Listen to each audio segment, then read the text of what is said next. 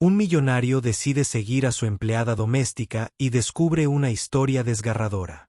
El reloj de oro en la muñeca de Jonathan Blackwell marcaba las 4:37 de la tarde, exactamente 2 minutos después de que Lucía Reyes saliera de su finca, 23 minutos antes de que terminara oficialmente su turno.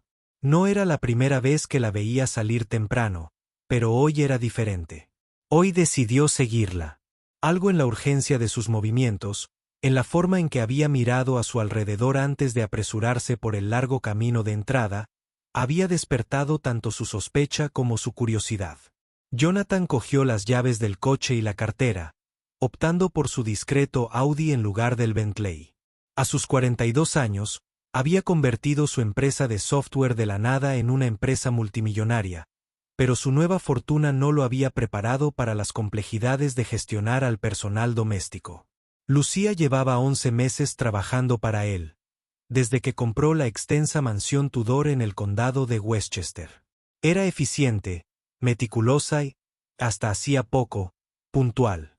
Vio su vestido azul media cuadra más adelante, moviéndose rápidamente a pesar del peso de las bolsas de lona del supermercado que cargaba.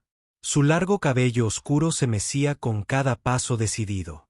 Jonathan mantuvo una distancia prudente, sintiéndose cada vez más tonto. ¿Qué esperaba descubrir exactamente? Que su criada le robaba, reuniéndose con cómplices para vigilar su casa. Lucía dobló hacia Maple Avenue, una calle bordeada de modestas casas coloniales que habían conocido tiempos mejores. Jonathan redujo la velocidad de su coche, observándola acercarse a una casa pequeña y bien cuidada con setos bien podados, pero en lugar de entrar, siguió de largo, acelerando el paso. 3 cuadras después, se detuvo en una parada de autobús, miró su reloj y continuó caminando al no aparecer ningún autobús. Jonathan la siguió a una distancia prudencial. Su sospecha inicial dio paso a una genuina preocupación. Lucía parecía agotada, con los hombros hundidos a pesar de su paso apresurado. Después de otros 15 minutos, entró en el estacionamiento del Hospital St. Michael. Jonathan estacionó su coche y la siguió adentro, manteniendo la distancia suficiente para evitar ser detectada. El olor a antiséptico y la luz fluorescente le trajeron recuerdos incómodos de los últimos días de su madre, 5 años atrás. Lucía se acercó a recepción con una familiaridad que sugería rutina. La enfermera la saludó por su nombre, señalando hacia los ascensores. Jonathan dudó. La enfermera lo saludó y luego se dirigió a recepción después de que Lucía desapareciera en el ascensor. «Disculpe», dijo, esbozando su sonrisa más encantadora. «Estoy intentando encontrar a un familiar de mi amiga Lucía. Le traje algunas cosas, pero no sé en qué habitación». La enfermera parecía escéptica. «¿Es usted familia?» «No, solo una amiga. Trabajo con Lucía». Algo en su expresión o tono debió de ser convincente, porque el rostro de la enfermera se suavizó. Habitación 412. Su hijo lleva aquí casi 3 meses. La pobre no ha tenido un respiro. ¿Hijo? En los 11 meses que Lucía llevaba trabajando para él, nunca había mencionado tener un hijo. Jonathan tomó las escaleras en lugar del ascensor, necesitando tiempo para procesar la información y decidir si continuar con esta invasión de privacidad cada vez más inapropiada. Salió al 4º piso, siguiendo las señales hacia la habitación 412. Disminuyó la velocidad al acercarse, oyendo la voz de Lucía, más suave que nunca, hablando en un español rápido. Se detuvo justo antes de la puerta, fuera de la vista, pero capaz de vislumbrar parte de la habitación.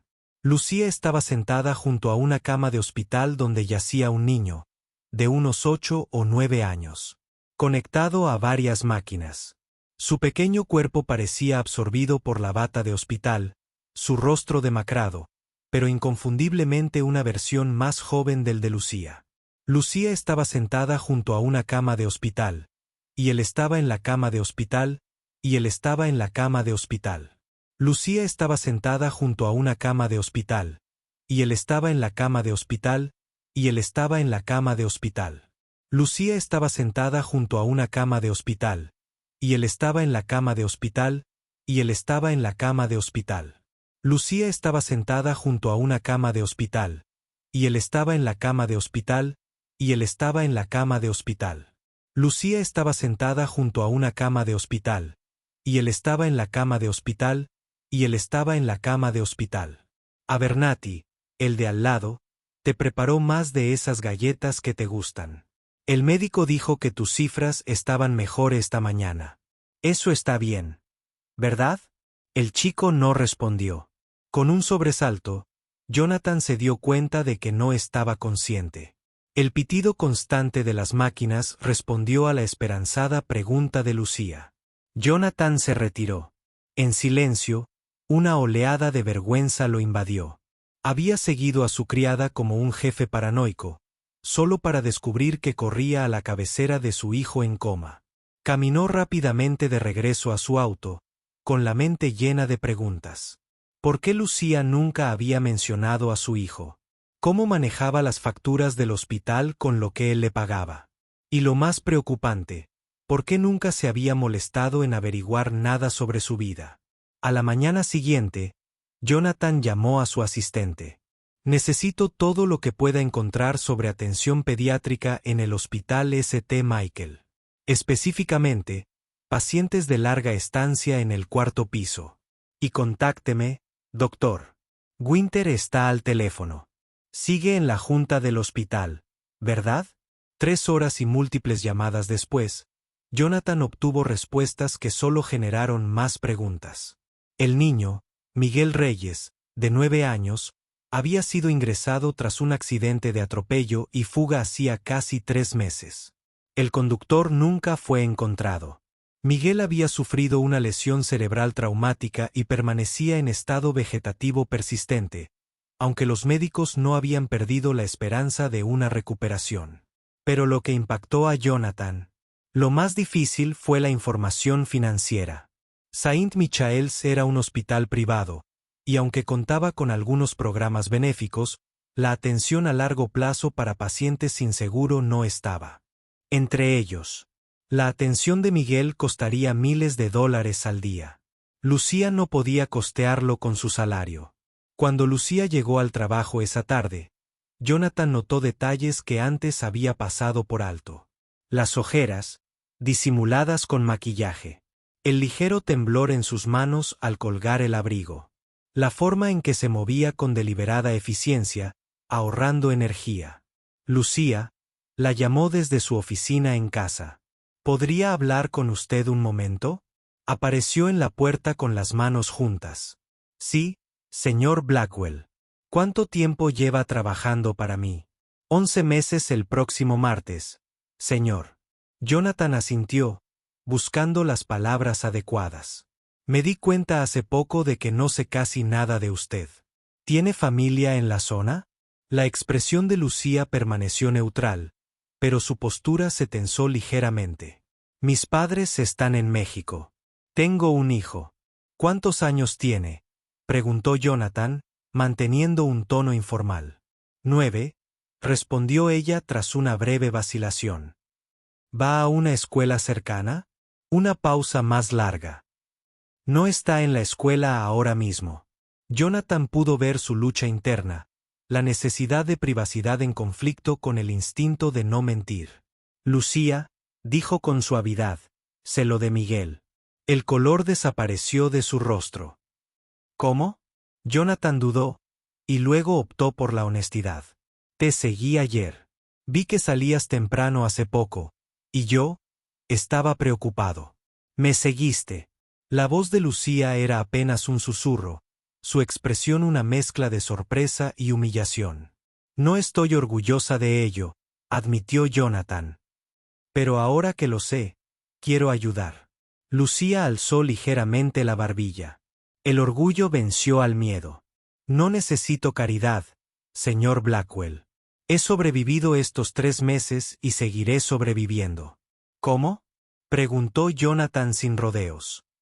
Esas facturas médicas deben ser astronómicas. Apartó la mirada. Tengo 3 trabajos.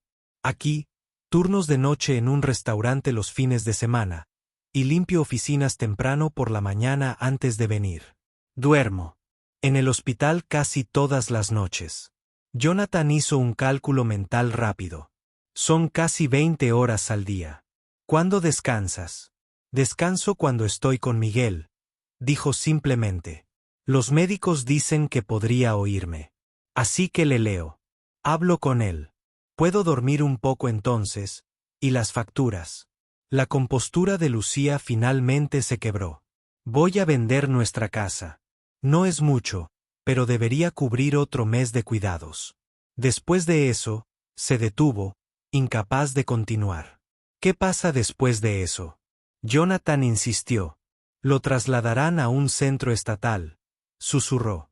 Pero su médico dice que el nivel de atención allí necesita atención especializada si hay alguna esperanza de recuperación. Jonathan recordó la determinación con la que Lucía había caminado esas cuadras ayer, llevándole la compra a su hijo después de haber trabajado un día completo en su casa. Pensó en su propia madre, en cómo no había escatimado en gastos para su atención. El ejército de especialistas que había consultado.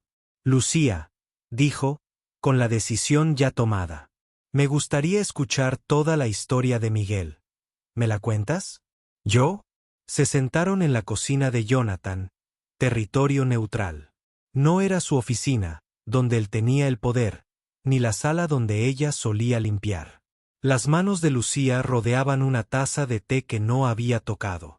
Miguel nació aquí, empezó. Su padre se fue cuando yo estaba embarazada. Me convertí en ciudadana hace 5 años. Miguel era, un chico tan brillante. Dotado para las matemáticas, sus profesores querían que ingresara a programas avanzados. Le mostró a Jonathan una foto en su teléfono desgastado. Miguel sonreía ampliamente, sosteniendo un trofeo de la Feria de Ciencias. El accidente ocurrió un martes. Caminaba a casa desde la escuela. El conductor se saltó un semáforo en rojo, lo atropelló y siguió adelante. Una cámara de seguridad grabó parte del accidente, pero la matrícula no era visible. Su voz se mantuvo firme, como si recitar datos pudiera mantener a raya las emociones. Los médicos no estaban seguros de que sobreviviera la primera noche. Cuando lo hizo, no estaban seguros de que sobreviviera la semana. Ahora, dicen que su actividad cerebral muestra algunos patrones prometedores, pero la recuperación requiere cuidados especializados a largo plazo, terminó Jonathan. Lucía asintió. Tenía algunos ahorros. Mi vecino lo cuida cuando no puedo estar allí. Las enfermeras son amables. Me permiten quedarme después del horario de visita. Leí que las voces familiares a veces ayudan a los pacientes en coma a encontrar el camino de regreso. Jonathan pensó en su enorme casa vacía, los millones en sus cuentas, la obsesión que sentía porque Lucía se fuera 20 minutos antes. Me gustaría cubrir los gastos médicos de Miguel, dijo. Lucía negó con la cabeza con firmeza. No puedo aceptarlo. No como caridad, aclaró Jonathan. Como una inversión en el futuro de Miguel. Por lo que has dicho, es justo el tipo de estudiante que podría trabajar en mi empresa algún día. Considéralo una beca avanzada. Una beca avanzada seguiría siendo miles de dólares, dijo Lucía con escepticismo. Sí, pero bastante menos de lo que pagué por mi nuevo presupuesto. El mes pasado, el cual usé solo una vez, Jonathan respondió con una franqueza inesperada. Por favor, Lucía, déjame hacer algo que realmente importe. 2 meses después, Jonathan se sentó junto a la cama de Miguel, leyendo en voz alta El Hobbit, mientras Lucía se tomaba su primer descanso de verdad en meses. Una noche de sueño completo en su propia casa, que, después de todo, no había tenido que vender. Jonathan se había convertido en un visitante habitual, trayendo libros recomendados por los neurólogos que había consultado por todo el país. Los especialistas creen que estas aventuras fantásticas estimulan más regiones cerebrales, le había explicado a Lucía, algo sobre la visualización necesaria. Hoy, Jonathan notó algo diferente, un ligero movimiento en los dedos de Miguel, al llegar a una parte emocionante de la historia. Hizo una pausa, observando atentamente. Ahí estaba de nuevo, un tic definido. Jonathan pulsó el botón de llamada y continuó leyendo mientras esperaba a la enfermera. Cuando llegó, mencionó el movimiento en voz baja. La enfermera revisó las constantes vitales de Miguel. Su expresión era cuidadosamente neutral, pero sus movimientos repentinamente más alertas. «Voy a llamar al médico», dijo, saliendo a toda prisa. Jonathan llamó a Lucía de inmediato. «Ven al hospital, ahora mismo». Para cuando llegó, sin aliento y aterrorizada, una neuróloga estaba examinando a Miguel. Jonathan se levantó para cederle la silla. «¿Qué pasó?», preguntó ella, agarrándolo del brazo. Él movió los dedos. En respuesta a la historia, el neurólogo levantó la vista. «Definitivamente hay un aumento de la actividad cerebral. Podría ser aleatorio, pero dada la sincronización con la estimulación auditiva, es una señal prometedora». 3 días después, Miguel abrió los ojos por primera vez en 5 meses. La recuperación fue agotadora. Jonathan fue testigo de la inquebrantable dedicación de Lucía durante meses de rehabilitación, contratiempos, pequeñas victorias y frustraciones. Reorganizó su horario de trabajo, convirtiéndola en la cuidadora de tiempo completo de Miguel, sin perder su salario. Fundó una fundación para familias de víctimas de traumatismos craneoencefálicos, que lleva el nombre de Miguel. Un año después de que Jonathan siguiera a Lucía por aquella calle arbolada, se sentó con ella en la cafetería del hospital, observando a Miguel trabajar con su terapeuta ocupacional al otro lado de la habitación. El niño aún tenía dificultades con la motricidad fina y el habla, pero sus capacidades cognitivas estaban recuperando gradualmente. «¿Por qué me seguiste ese día?», preguntó Lucía de repente, una pregunta que nunca antes le había hecho. Jonathan reflexionó detenidamente. «Creo que buscaba algo». «¿Qué? ¿Un propósito?», admitió. Tenía todo lo que el dinero podía comprar y nada que realmente importara. Miguel lo saludó desde el otro lado de la habitación, con una sonrisa torcida pero genuina. «Lo encontré», dijo Jonathan en voz baja.